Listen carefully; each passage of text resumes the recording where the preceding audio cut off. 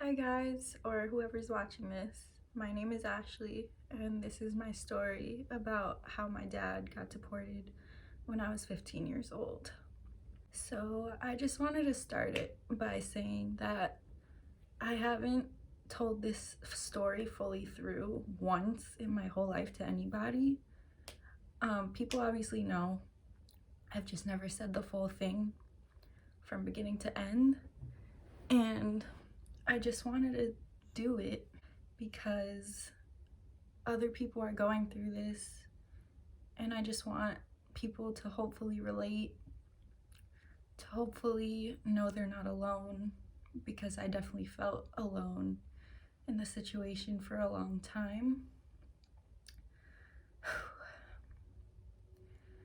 And I'm just hoping that people understand the situation a little bit more from the perspective of a child whose parent got taken away at a young age. And if nobody watches this, which is possible, I at least feel better saying it. I feel better just letting it go. So, to start from the beginning, I was 15 and I was in freshman year of high school. So just to give context to the situation, me and my parents did know that it was a possibility he was going to be taken. We tried to avoid that as much as possible. My parents tried to fight it when I was a baby. It didn't work out. So we somewhat knew. Of course, as a child, you think that that's not possible. I've heard it, it was in the back of my mind, but it just didn't seem like a real thing because it hadn't happened. It was possible from when I was born all the way till I was 15 that it could have happened, and it didn't happen in 15 years. So it was the weekend, and on Sundays usually me and my parents watched The Amazing Race together. And I remember on that Sunday we actually couldn't end up watching it because I procrastinated doing my homework for the weekend. On Friday I was hanging out, I guess. Saturday, me and my best friend at the time went to go see The Hunger Games, the first one. It came out. So yeah, we couldn't watch the show together, and I remember being really disappointed because I was like, I really liked the bonding time of watching TV with my parents. It was a fun time. And so I was like, it's okay, like we'll watch it another day. We'll have another day to watch it all together. And I just did my homework. We all went our separate ways. So then the next day, on Monday, I had school obviously, so I went on the train because I live in New York. And usually when I got to school, I would have to call my mom and tell her that I got to school safe because she wanted to know. So on this day, on this Monday, I got to school, and either she called me or I called her.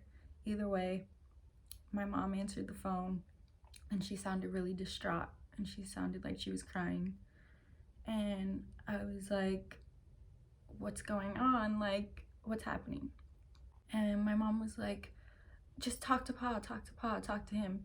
And she passed the phone to him, and my dad was like, no matter what happens, I'm always gonna love you. I'm so proud of you. Sorry, I'm holding this dolphin for moral support. Anyways, so he said, I'm always gonna love you. Just know that no matter what happens, I'm so proud of you. I love you. And I was like, what's happening? What's happening?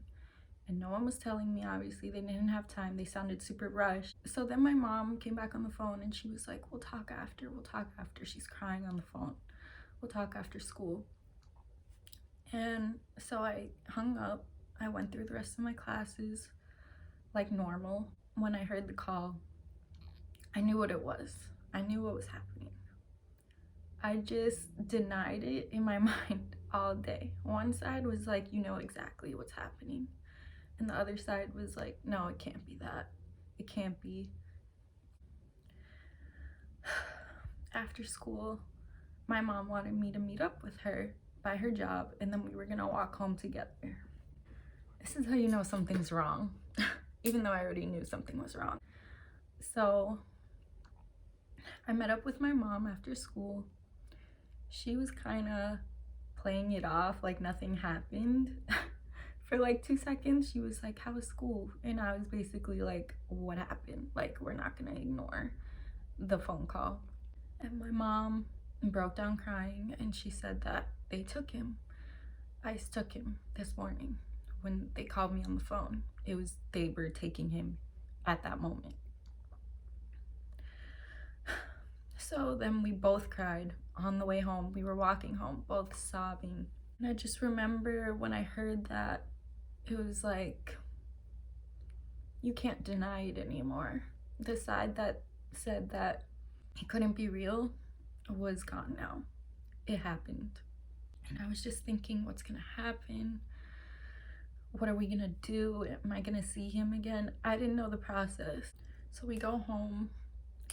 My mom cried for hours.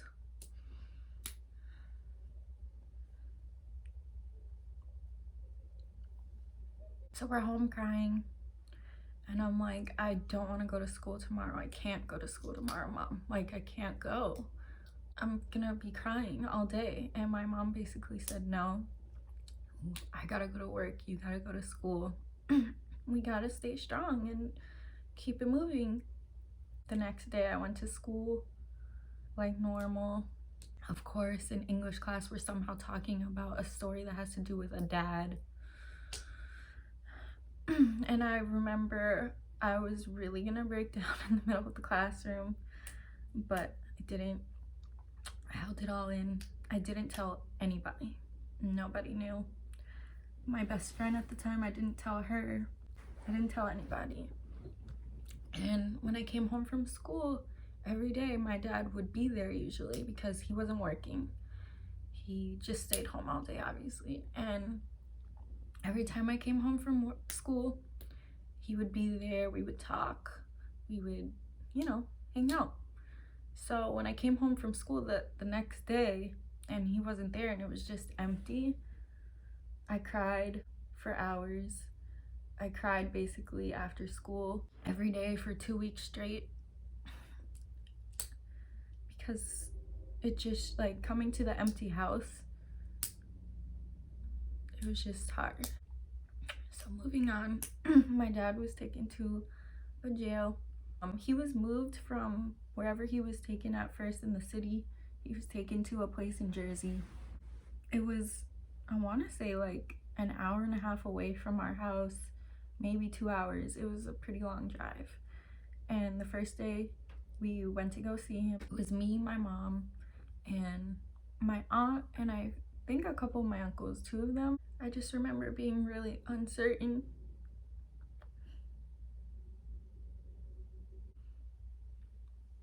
Of what was gonna happen.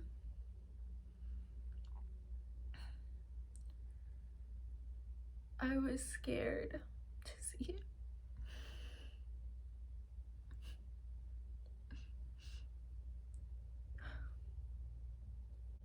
I was scared to see him behind bars or whatever it was gonna be. I didn't know.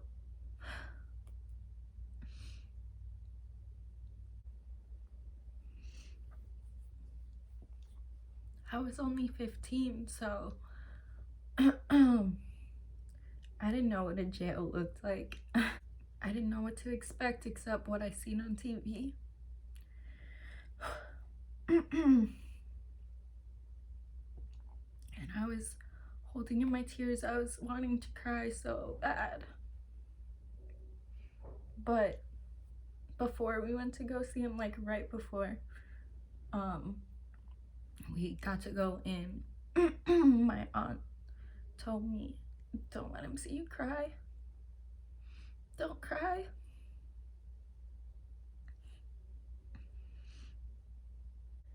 She told me, don't cry, don't let him see you cry, because it's not gonna be good for his mental health, basically.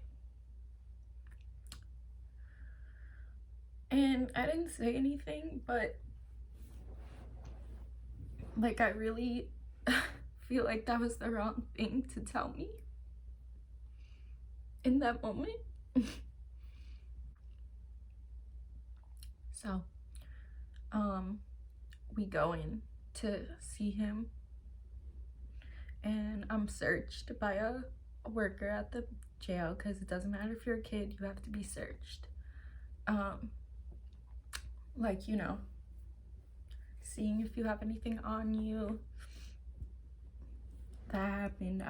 I wasn't by myself, like my mom was there. We were next to each other, but there was like a wall. I feel like there was. I remember. And so we were searched. After that, my mom was so concerned. Obviously, she didn't know I was gonna be searched like that. So then we go in.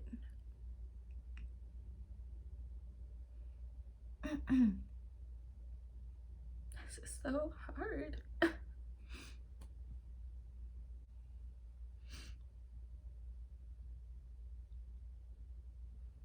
So he comes out. He's in, you know, a jail jumpsuit or uniform, whatever you want to call it. He looks terrible.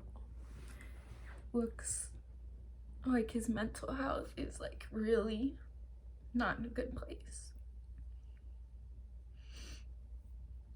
And when we talked to him, he was behind a glass.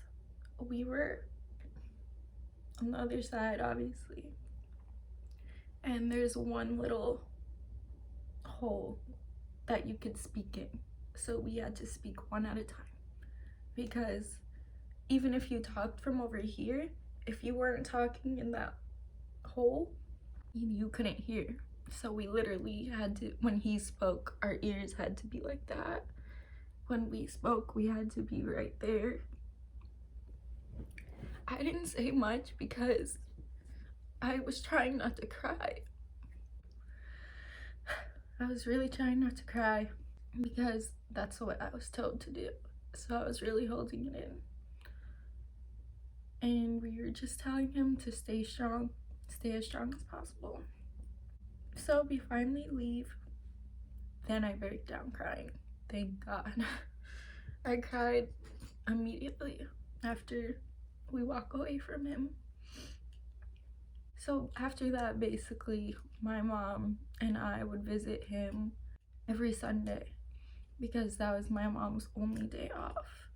And Jersey was far. It was a drive. We couldn't just go see him in 5 minutes away. It was a drive. So we basically did those visits for, I don't know, a couple months. And then we did have one contact visit, which was basically not what you think it is. This was like right before he got actually deported. Basically, instead of the glass being there, you're still separated. They're on one side, you're on the other, sitting down. In the beginning, you're allowed to hug them once. You're not allowed to hold hands. You're not allowed to touch them at all. This was this specific jail's policies. I don't know if any other place is like this. And then you got to hug once more when you said goodbye, and that's it. Not long after that, I guess my mom got the call. I think he called her.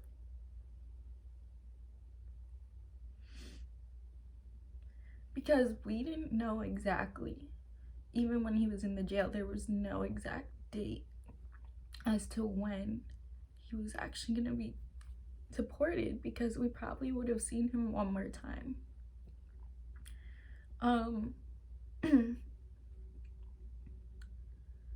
Basically, he called my mom. He said, they're taking me. I'm gonna be going to Nicaragua today. And at that point, I don't even really remember that day, honestly. Like, I don't at all. I remember hearing that, and I remember telling my cousins and them being upset, and that's all I remember. Also keep in mind that my dad came here to America when he was 7 years old. He didn't know what Nicaragua was like anymore. He hadn't been there since he was a kid. He didn't speak Spanish that well. He was super Americanized. He grew up in Brooklyn. So I was scared for him a lot. I was so nervous. Not only that, but I knew his mental health was not good. His mental health was not healthy. Even when he was here, it was not great. And I was so scared of him being alone without me or my mom.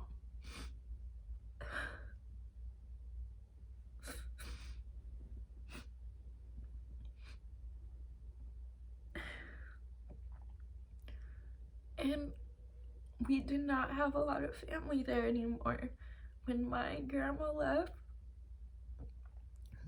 when my aunts and uncles and my dad were kids, a lot of the family had already left. Most of our family is in the United States. So there was not a lot of resources for my dad to create a new life. So I was really nervous for it. That's what I remember. So when he first, the first like month or year, whatever, that he was there, basically we would Skype, we would text on Messenger, and then eventually WhatsApp. That's how we would communicate with him. My mom would text him and call him every day. Me, not so much, because it was honestly so hard. Like, the way I deal with things is by distracting myself. So I wouldn't text him every day. It would just make me sad. And I was also mad at him for a lot of other things. Those years that he wasn't here, I was scared to go to sleep at night because he would always be here. He would be in the living room and he would stay up really late, and I would go to sleep knowing he was in there, like protecting me basically. So when he wasn't here, going to sleep was really weird and scary. And some nights I would be alone because my mom, I had a second job and she would work till midnight basically on 3 days a week. So I would be home alone trying to go to sleep with no one there, and it would be really, really scary and hard. Also, me and my dad would play video games. We would watch scary movies a lot together.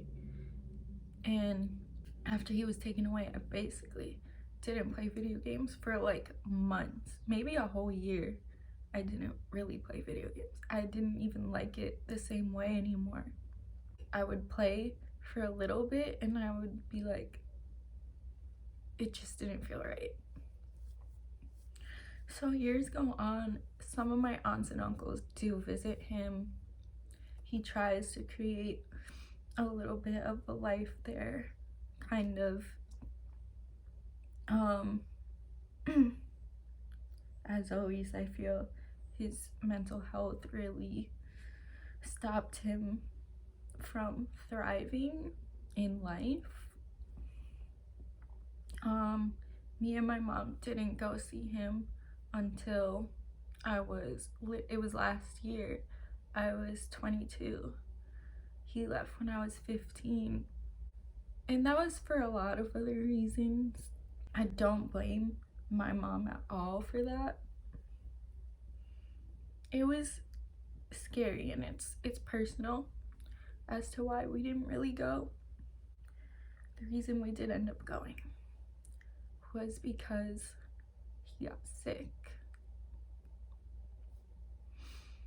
He noticed something was going on for about a year, that something wasn't right, but he's one of those people that didn't like going to the doctor, and he was always scared of the doctor. Even here, he did not like going to the doctor. So basically, he knew something was wrong for a year, and he didn't go get help, even though my mom urged him to go. We weren't there. We can't force him to go. Eventually, we find out that he has cancer. He had colon cancer. He had a tumor, and he went through an operation where they were supposed to take the tumor out or try, and the doctor basically said that it can't be taken out. It's too big. It's been too long, basically. So then, obviously, me and my mom felt that we had to go, no matter what. And that trip was super hard. It was honestly traumatizing. I get flashbacks to that time here and there. And I cried every night I was there. I could probably do a whole separate video on that trip, but basically we went to go see him. It was really hard seeing him for the first time in that long. He didn't look the same. He was super sunken in and skinny. We go on the trip for 2 weeks, basically, like 14 days. And then we leave, and that was really hard too. That was in October. It was October of 2019. So in June, we knew things had gotten worse because my mom had got sent a picture of my dad, and she said that he looked like he was gonna die any day. I didn't want to see it because I had seen a picture of him looking bad before, and it wasn't good. I didn't want to see it again. And after the trip, I felt somewhat hopeful. I was just hoping there was a way he could survive. So actually, the day after my mom got sent that picture, he passed away. I was actually walking my dog, and I saw my mom, and it was the middle of the day. It wasn't time for her to be home. I thought she was just like visiting the house because she does that sometimes. And when I saw her, she was crying, and she said that he passed away.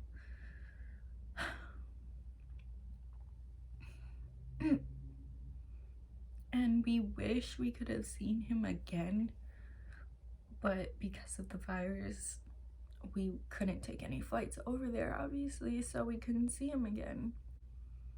When she told me that he passed, it was honestly, I was in shock for a couple hours. I didn't cry that much in the first hours because I was in such shock. I knew it was a possibility, but just to have it happen was, it felt unexpected. Nothing prepares you to hear that, really. Also, I was 23 by this point because my birthday's in February. I'm 23 now. Finally, it hit me when we were video calling the lady who is basically taking care of my dad the whole time he was sick in Nicaragua. Just a really nice lady that was his friend and really took care of him and did a lot. And we appreciate and love her so much. She video called us through Messenger, I guess, and showed us him in a casket, because in Nicaragua things work a little different.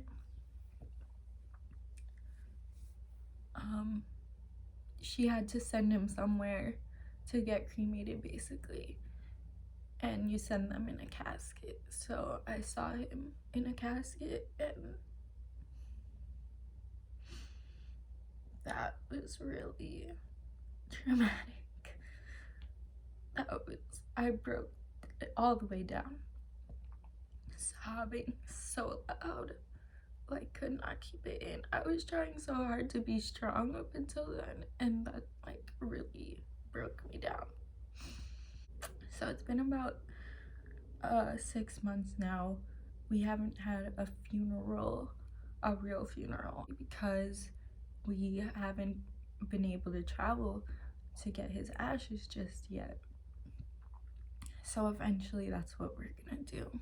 And that's basically the end of the story. I mean, it didn't end well for us. And it was such a strain on our family for so long. He was there for 8 years by himself. I'm just hoping that other people have a better outcome than we did, because it really was an unfortunate series of events. I just wanted to say to other people that are going through this, like, you are not alone. I went through it. This situation didn't end up well. You're not alone in that. And it's really, really hard. I understand. And I hope you guys do too. Also, I just wanted to say that when I was a kid and my parents were fighting this through the courts, the jury or the judge, whatever, decided that him being deported wouldn't really affect me and my mom. That's what they said, and that's why they kept the decision. And that is so wrong. This has affected me in so many ways. Emotionally. It sucks. And for a court to say that really pisses me off, honestly. I was a kid when I was in that court. They really looked at me in a little carriage and said that this wouldn't affect me at all in the long run. This issue is really big in America, and this affects real people. This affects real families. Like, this issue is not black and white. It's not I'm for this or I'm for that. There is gray area, and we are that gray area. So thank you if you're watching this. If you made it to the end, thank you. This was really hard. I've never posted anything private about myself in any way on any social media ever. I'm super private, but I had the urge to do this video a couple months ago, and I procrastinated, and it took me a while, but I'm making it now. So thank you.